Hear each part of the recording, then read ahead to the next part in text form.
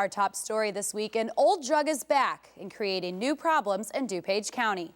Heroin use became widespread in the 1960s, then later took a backseat to more popular drugs like cocaine and ecstasy. Now heroin use in the suburbs is skyrocketing, and so are heroin-related deaths and injuries. NCTV 17's Michelle Corless reports.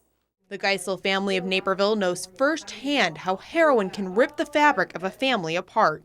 Their cousin Reed Ruby died of a heroin overdose in 2008 after being clean and sober for more than 2 years. We would see the pain in his eyes and the pain in his voice, and we knew he was losing the battle, because once you start heroin, the addiction takes over and ultimately you will die. While the GIESEL children stayed clear of heroin because of their cousin, they've seen friends struggle with addiction to the drug and watched as some died. Last year, 27 people in DuPage County died from heroin overdose. The GIESEL family believes that in order to prevent these deaths, schools need stronger heroin education programs. And I see people use it in my school. They'll go to the bathroom and use heroin, snort it.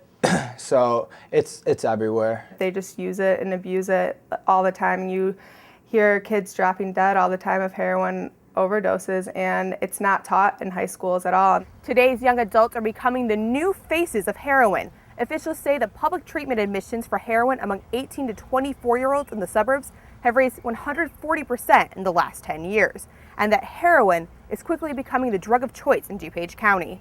A lot of the young adults or adolescents start to abuse Vicodin and Oxycontin, some of the opiate type of pills, and that begins to get pretty expensive. So then they move on a lot of times to heroin, initially snorting it and then moving on to injecting it sometimes. And that's a pattern the Ruby family hopes to stop. Members of the family donated money to the Robert Crown Centers for Health Education to create the Reed Ruby Heroin Prevention Project.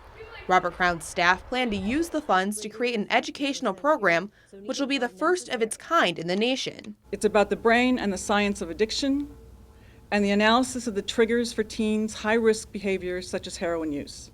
And while it's too late for Reed Ruby, the GIESELs hope to transform their family's tragedy into a chance to save the lives of others. I'm Michelle Corless for Naperville News 17. The Reed Ruby Heroin Prevention Project is a 3-year process. The group will pilot the program with select populations in 2013.